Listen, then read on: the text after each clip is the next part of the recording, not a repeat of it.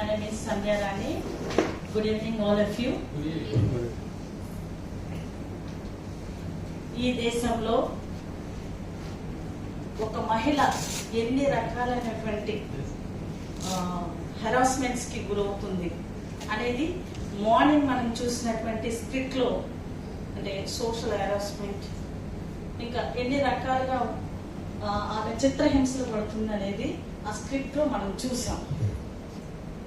Okay, ఈరోజు this morning we have seen in the skit so many how the woman is being harassed by so many evils in the society in this country.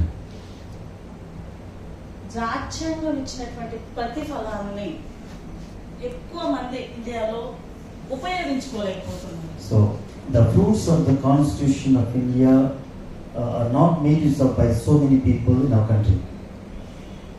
రాజ్యాంగంలో ప్రవేశపెట్టినటువంటి ప్రతి ఒక్కటి అమలు జరిగితే ఈ దేశంలో పేదరికం కానీ, లేకపోతే ఈ కుల వ్యవస్థ కానీ, ఇలాగ మహిళ చిత్రహింసలకు గురయ్యి ఈరోజు ఎకనామికల్గా ఆమె ఎవరి మీద డిపెండ్ అయ్యే అవసరాలు అయితే ఉండేది కాదు.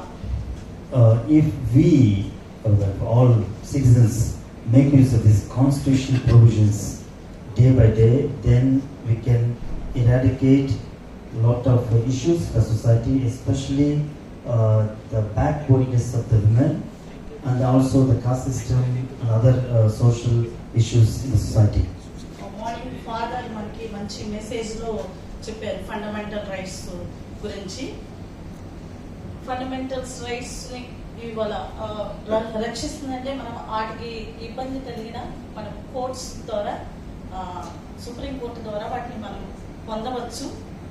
అయితే ప్రజెంట్ ఈ మహిళపై జరుగుతున్నటువంటి ఈ ఏవైతే దుశ్చర్యలు ఉన్నాయో వీటన్నిటిని పక్కన పెట్టి మహిళ యొక్క విలువలు తెలుసుకుని తన డ్యూటీస్ని చేయడానికి గ్రామ స్థాయి నుంచి పునాదులు వేస్తూ దానికి ఈ రోజు నుంచే ఈ వర్క్షాప్, ఈ నేషనల్ వర్క్షాప్లో పాల్పంచుకోవడానికి మా అందరికీ అవకాశాన్ని కల్పించినటువంటి ఈ ఆర్గనైజేషన్కి, దీంట్లో పార్టిసిపేట్ చేసిన ప్రతి ఒక్కరికి ధన్యవాదాలు తెలియజేసుకుంటున్నాను.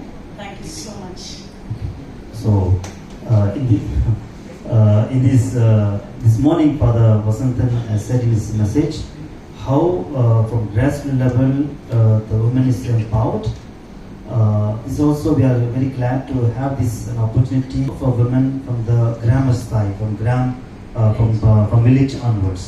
So she is grateful that she is able to participate in this national meeting as a field coordinator for Andhra Pradesh. Thank you.